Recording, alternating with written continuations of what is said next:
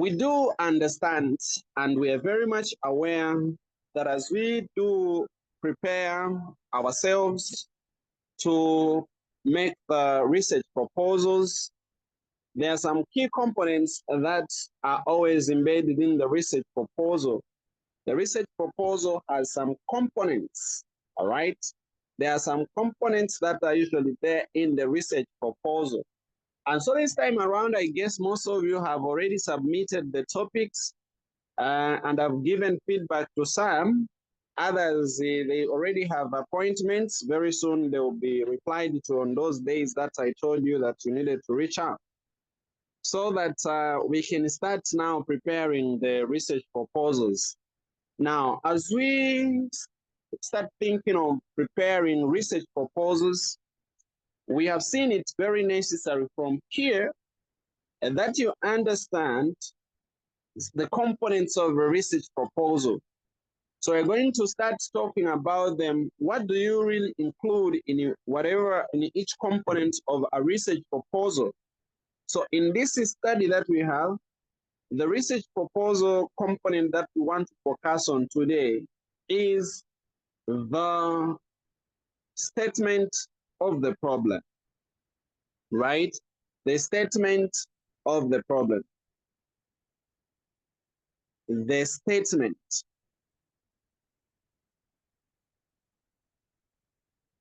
of problem, right? In each of the research proposals, the research reports and dissertation thesis that you read, you find that there is always a part called the statement of the problem, which is one of the fundamental, components of research proposal. Now, what is the statement of the problem? What do you include here? What is supposed to be there? What are you supposed to write under this component of a research proposal? This is one of the first parts of the research proposal. You need to understand that you include the following things.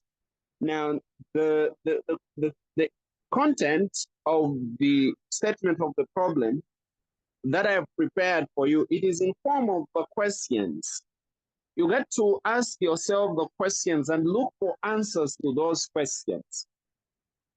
To summarize everything, there are 10 questions that I have prepared, and I'm going to write them for us. And those are the questions that you're seeking to answer every time you're writing a statement of the problem in research. Let us start with question number 1. The first question that you write is, what is the core problem? This is very important. You write down this. What is the core problem? You ensure that this question is properly answered in your statement problem. We need to know what is the problem. What is wrong? You can't go ahead and start telling us that you're going to research to solve the problem, but there is no problem, or you can't clearly define what the problem is. So what we need to make sure this time around is to ensure that you tell us what the actual problem is. It should be very clear in the statement problem. Actually, I will show you when I give you an example. I think at the end of the class, I'll share to you some thesis, just 2 papers for you to go through at your own time. But when you're going through those papers, I want you to focus on the part for problem statement, the statement of the problem, just that part, so that you can understand how the writers of those papers were answering these questions, right? These 10 questions. So question number 1, what is the core problem? It should come out very clear. Question number 2. Question number 2. What is the size of the problem, right? What is the size of the problem, right? Or in other words, how severe, how serious the problem is. And here you give statistics, right? You need to give citation, give citations and the statistics. Numbers are very important at this point when you're answering this question. For example, you can validate to us. Let me just give you an example of the study that I am conducting. I should be done conducting this study in April. It's a long study. What we are investigating are the drivers of informal financial services utilization in Zambia. Did you get that one? It sounds a very simple study. The drivers of the informal financial services, all right, in Zambia, utilization. So we want to see what drives people, what makes people, what are factors, determining or causing people choose to use the informal financial services instead of going for the formal ones. This is the question, that has not been explored in Zambia. And so you will see how I am coming out very clear in my presentation. So I will show you that. I will show you that very soon. I'll present a paper to you and you see how we answer these questions. So let's continue. Give statistics, numbers of the problem. For example, research has actually shown that more than 70% of the Zambian population, they are using informal services. Now, those are numbers I'm giving. More than 70%, right? 70% of the Zambian population, they are using informal financial services instead of using the formal. Already, that is a problem. But who told me that that is a problem? Okay. Who told me that that is a problem, number one? It is because of the developmental goal that the country has. In the 8th National Development Plan, there is a plan to ensure that more than 75% of the population should be financially included by the year 2030, which is actually very few years from now. Okay, this is the agenda that we are pushing towards as a country. And now, as it stands, you'll find that a part of the population that is already financially included, where they're using formal services, it's just around 35, 36%. But we are pushing towards 75. Okay, so we want people, in short, to be financially included. We want people to be using formal services. Okay, so already our agenda is to make people use formal services. But here we have this bunch of people, actually the majority, are not using the formal services. Already that shows that it's a problem, right? There is a problem somewhere. So we need to go down and dig deep. Why are the people using the informal services?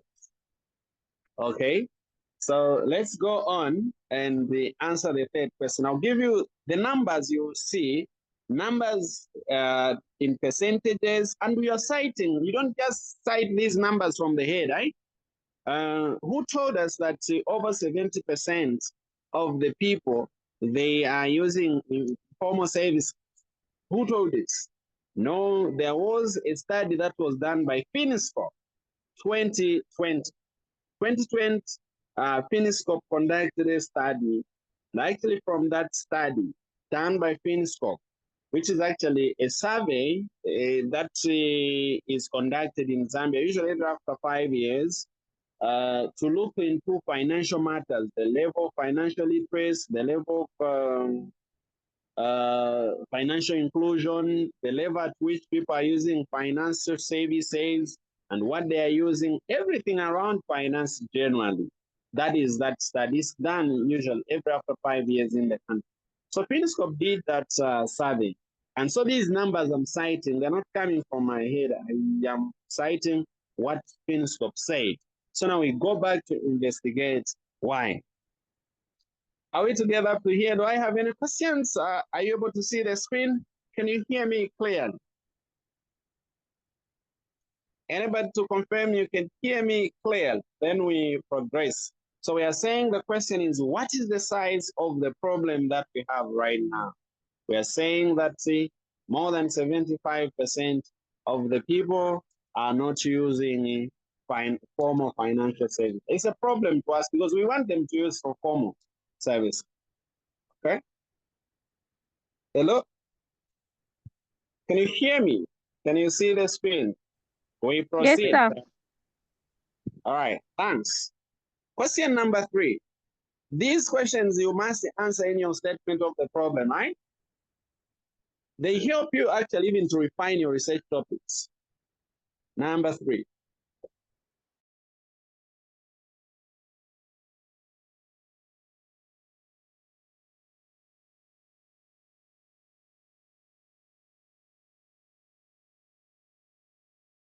Now, I'll keep on citing my study because this is the one that I'm concentrating on right now and the first quarter of 2025. Who is affected by people not being included? It's actually the policymakers and the entire economy at large. Because according to the studies that have been done already, there is an indication that there is a negative relationship that exists between, informal financial use and the economic growth. You have not heard that. What is there is that, don't be getting lost, by the way. I am just trying to get to be much more practical in this study. So follow nice. Informal financial services use or utilization negatively, it is negatively related, right, to economic growth.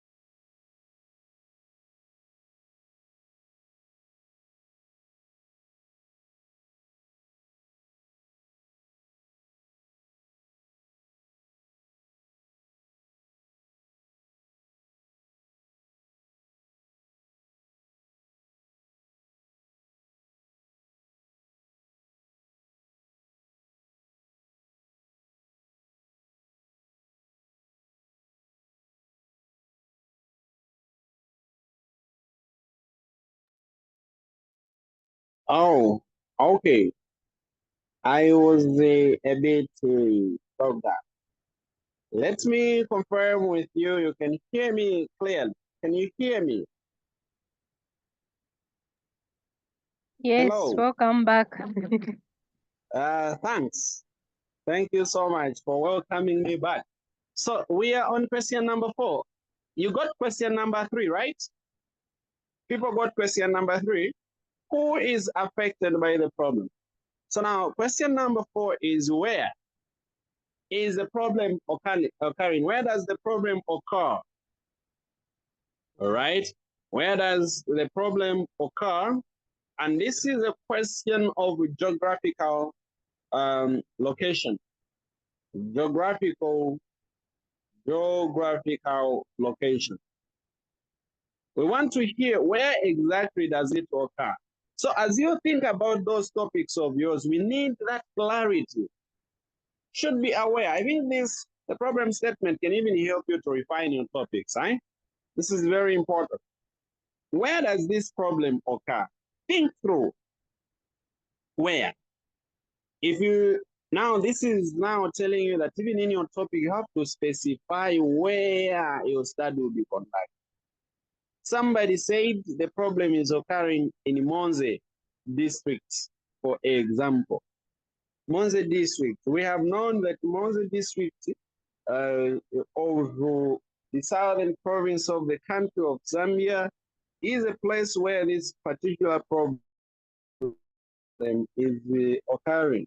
Okay. Or maybe Lusaka or Lake Bangweulu, Lake Tanganyika, upward there, or in Mbala, or Kasama Mansa. Right? The problem is occurring there in Kasama, in Mansa. But the thing is that we just want you to be very clear. This is question number 4 you answer. Be very clear where the problem occurs. This is extremely important. We want to hear, is this problem occurring everywhere in the world? And that could not be true. So we want you to be very clear in your statement where the problem is occurring. But I'll show you how the example, I'll give you an example. Actually, I'll give you 2 or 3 examples, right? I think we learn better by examples, isn't it? I'll give you 2 or 3 examples of such a statement, then you draw how we write, okay, the statement of the problem. Question number 5 is, when does the problem occur? When does the problem occur? This is very important. Is this problem seasonal? Is it a seasonal problem? Is it a perennial problem? Right? Is it a seasonal problem? Is it a perennial problem? When does it really occur? Is it there all the time? This is extremely important. I know you might be already thinking in your mind that, so in my problem statement, I'll be saying the problem is this, the size is this, who is affected is this. It may not really be necessarily coming out like that, but you will come out in a way that is much more concise and much more organized, but ensure that in your statements, you are answering these questions. I'll give you an example. Okay. I'll give you the example. Question number 6. Question number 6 is, what increases the problem, right? What exacerbates the problem? What increases the problem? Those are risks, right? What are some of the risks? What really makes the problem to degenerate, right? So how can the problem increase? What do we need to look to take care or to put under control so that the problem does not degenerate, does not increase, does not exacerbate? So those are some of the questions that you ask yourself. What really causes that? Because if you don't really know what increases the problem, it becomes very difficult to answer the questions right. Colleagues and friends, I invite you to paying attention to what really causes your problem. Why do you think the problem exists? Why do you think the problem is keeping on increasing? So that if we know what increases the problem, we can avoid doing that so that we can try to put the problem under control. This is very important. You write these things in a very short, concise statement, because the statement of the problem should not be a page. It's usually quarter. If it's too big, half a page. So we need to package everything. know how to play with the words. Okay. All right. This time around, I confirm if you are able to hear me as we go to question number 7. Can I hear that you are following nicely? And I am just okay, or I should speed up in my presentation? Hello? Are we good? Should we speed up? Are you okay with the rate at which we are communicating? We assume that the silence means we are fine, but can you confirm you can see the screen and you can hear me clearly? Yes, sir. And for me, I'm okay. All right. If there is anyone who is not happy, please just give me a shout. Say, sir, I am not happy with the way how you are presenting. Maybe can you slow down? Or maybe can you increase the rate because we are late. We are going for the weekend, maybe, for example, or we are going to prepare for Christmas. Okay. Question number 7, consequences. Consequences of the problem. Consequences of the problem, right? This is very important. The short term, medium term, and long term if you can. If you are supervised by us in research, then you should be happy. Yeah, because you are becoming a serious researcher, right? So now, you are very clear from the very beginning. You're telling us the consequences of the problem. This question seeks to answer the question again. The question is, what if we just ignore? What if we ignore the problem? Is there anything wrong? Are you following the way how we are thinking, right? This is the line of thinking. What if we don't pay attention? Okay, are we affected in any way or the other? What if we just ignore? What can really be the problem? What challenges? What are the possible consequences to us?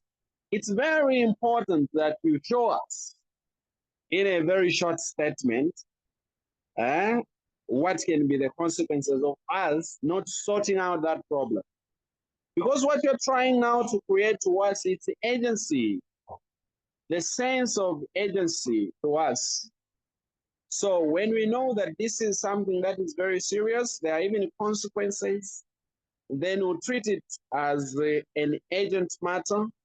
And for that reason, we'll pay so much attention to what is there. Question number 8, what are the current solutions? Are there any possible solutions that have been done by others? Are you sure like there are other people that have looked at that problem? Okay, what is being done? This is the question. What is being done so far to solve that problem? Already you can cite maybe what the country is doing. You will see in the example that I will give you.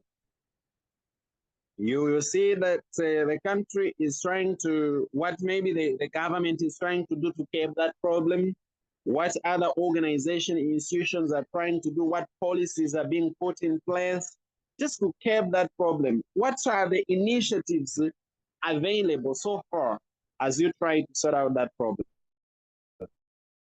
That is answering question number 8. What are the current solutions? What really is being done?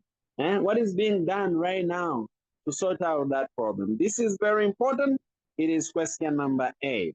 You ensure you answer that in the problem statement. Have you seen how we are thinking? All this is the line of thinking and research. So then, so that you may be very happy. Okay, that you may be very, very happy. And so you have question number 9. Question number 9. Colleagues and friends.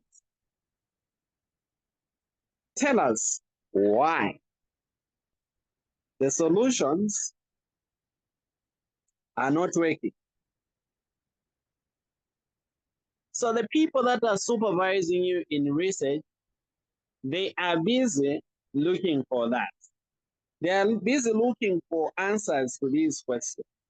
Why do you think the available solutions or means, policies are not working? You should be able to tell us why that is not happening.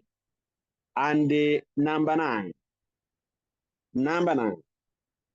this is very important.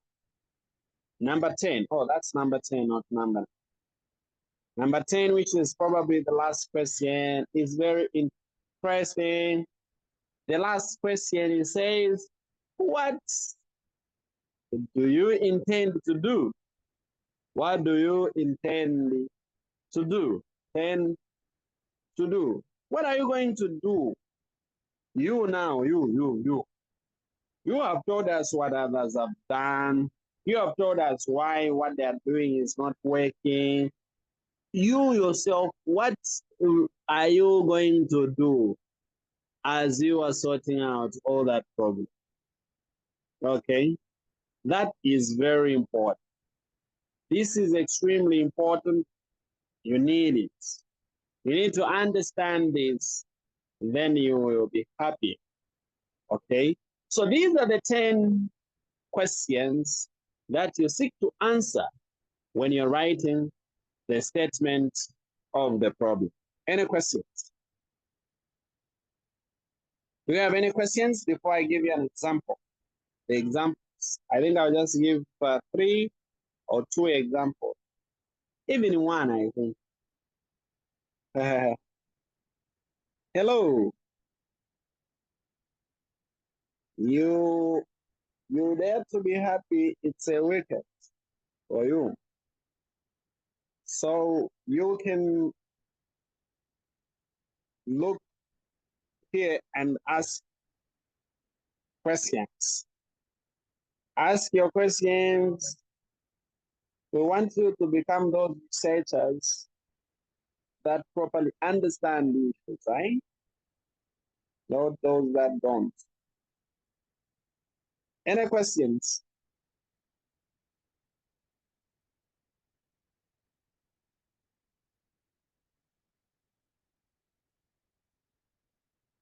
Sir. Okay. Ma? Oh, yeah. So we are answering all these 10 questions in the statement of the problem. A very short question. Let me just give you a concise one.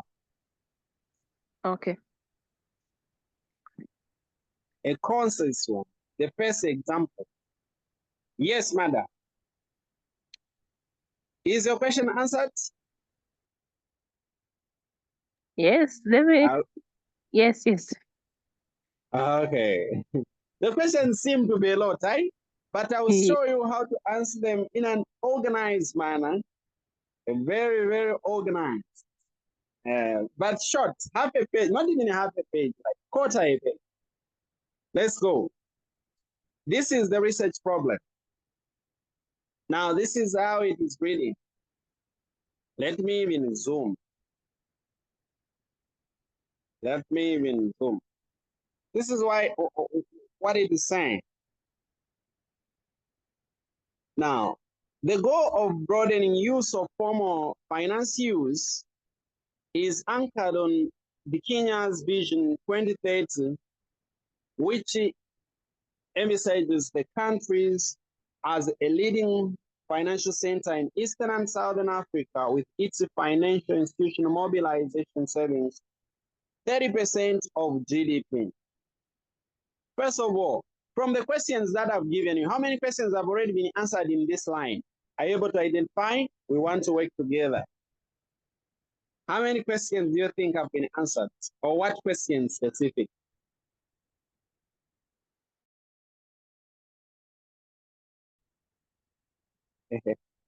Hello. Okay. You can't see the question being answered. Okay. Could it be 2? Okay, can you mention them? I think it has answered the fourth one. Where does the problem occur? Which is the location, which is Kenya in Yeah. here. Mm-hmm. That's very good. What else?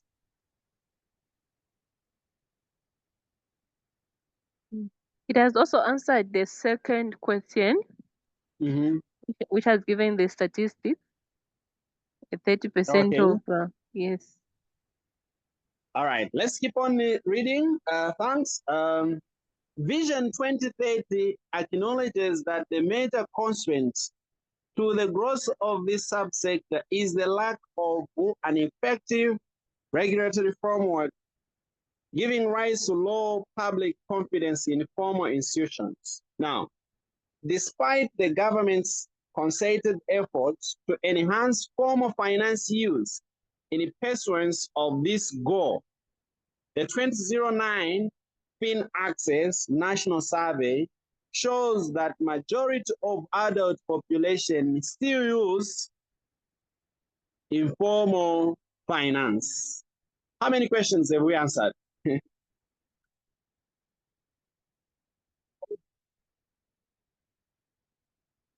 And what specific questions have been answered? We are working together here. We work as a good family. Let's work together.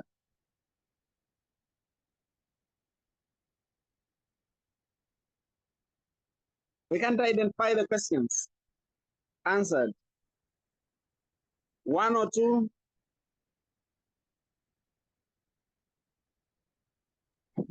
Question 4 seems to be answered from here. Okay. Yeah, specifically where it has given the geographical location and which group of people are affected. Mm-hmm.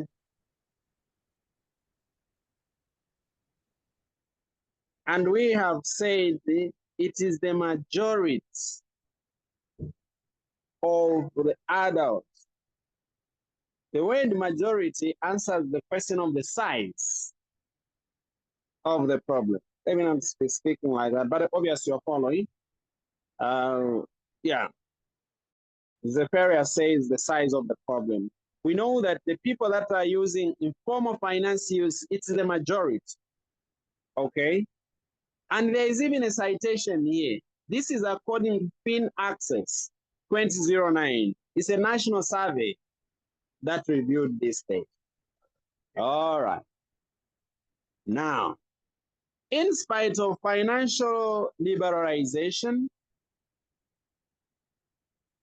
privatization, legal and regulatory reforms, informal finance use has remained persistently high, albeit with the attendant risk of lack of accountability, legal enforcement, and impending smooth transmission of monetary policy. What questions do you think have been answered from this line? You'll get there. We are working together. We are together in this. This issue of saying we are not together in this study, icona, man, icona.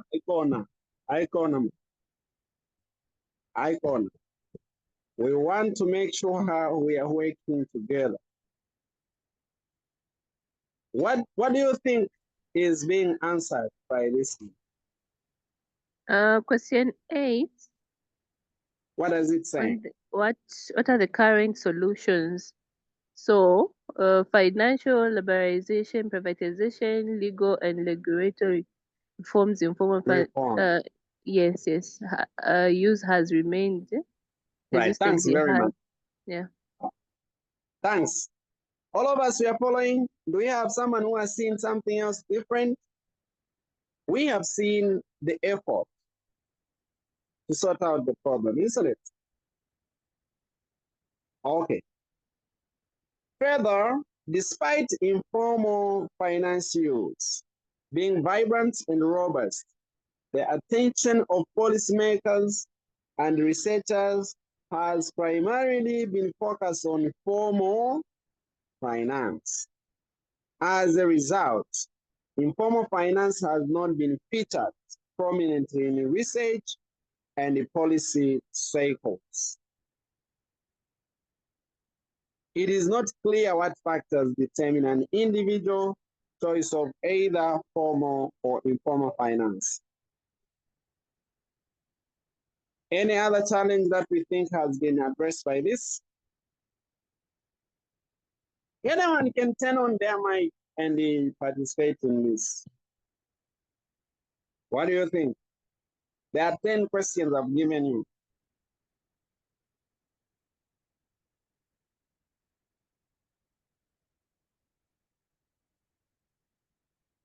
Hello?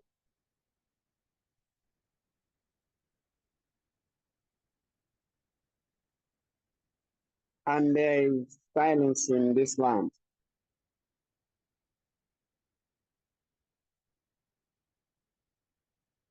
Now, against the backdrop, the study seeks to establish the factors that drive informal finance use in Kenya that must be addressed by policy in order to reduce informality, boost investment and growth by improving the viability and use of formal finance. That is what we are going to do. And the key question arising from the study is what determines the choice of the mode of the study. So basically, you can actually, is Rachel saying something? Are you saying something? We can't hear you. We do know that your mic is on, but we can't hear you. All right. Any questions? So you have seen the way how you write, right? This is just the first example. Let me give you the last example. In the last example, I'll be quick. I will be very quick. Very quick, very, very, very fine. This was a study that was done. Let me pick the example, the study that was done by Odongo of Witwatersrand University of South Africa, a good friend. Yeah, this one is one of my good friends, and this is a study that we did. Let me just read. Let me pick where he wrote the problems. That where did he? Here he is. Now you cannot. I want you to understand because you may not understand how he answered the questions without you knowing the type, right? The study. This is what he wrote. Odongo Kodongo, determinants of financial inclusion in Zambia. This study was just done by Odongo. Yeah, the determinants of financial inclusion in Zambia. So we are looking at the determinants of financial inclusion. Okay, we are looking at the determinants of financial inclusion. And here is the problem statement. Okay, here is the problem statement. Right? Let's go. I want you to pay attention to the way how Odongo writes. He says, the research seeks to investigate what explains financial inclusion in Zambia using 2 cycles of the Finscope Household Survey of 2009 and 2015. How many questions have been answered from this line? And what specific questions? You are tired? Okay. Don't worry, you will rest very soon. So this is how it comes out. Very clear. We have talked about the location. We have already cited where we're getting authority. And due to uncertainties in economic environment, it is imperative to have an appropriate understanding of the factors that have been accountable for the great improvement in the financial inclusion metrics in Zambia over the years. Now, this improvement in financial inclusion will boost the economic activities as well as growth in Zambia. This is significance. This is what the study will do. As a proportion of others financially included has grown significantly between 2009 and 2015. All right, financial inclusion has grown significantly. So now, Zambian economy has also experienced a decline within the same period. This is an indication that economic growth has not on its own contributed to creating opportunities for financial inclusion in Zambia. That is there. So to understand why the decline is, then we need to get to the bottom of the matter and understand what determines financial inclusion in Zambia. All right. So now,